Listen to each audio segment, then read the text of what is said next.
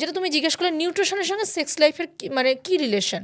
একটা হচ্ছে vitamin E কে sex vitamin বলি। আচ্ছা। ভিটামিন ই কে খাবারে ঠিকঠাক রাখুন। 2 জিঙ্কের যেটার জন্য টেস্টোস্টেরন হরমোনটা ক্ষতিগ্রস্ত হচ্ছে, জিঙ্ককে ঠিক রাখুন। তুমি কিসের মধ্যে জিঙ্ক পাবে?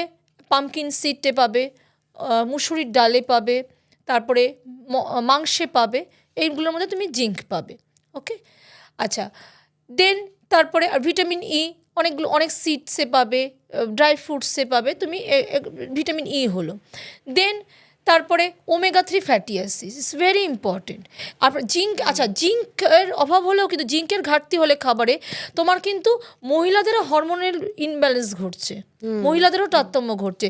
তাহলে এই একটা জিনিস যেটা মানে ছেলেদের ক্ষেত্রে টেস্টোস্টেরন হরমোনের ঘাটতি ঘটাচ্ছে, মহিলাদেরও হরমোনের ইমব্যালেন্স ঘটাচ্ছে। ওমেগা 3 ফ্যাটি অ্যাসিড যুক্ত খাবার খান। যদি সেই খাবারে না পান, ডক্টরের সাপ্লিমেন্ট নিন। What is supplement? মানে ওষুধ হিসাবে নিন।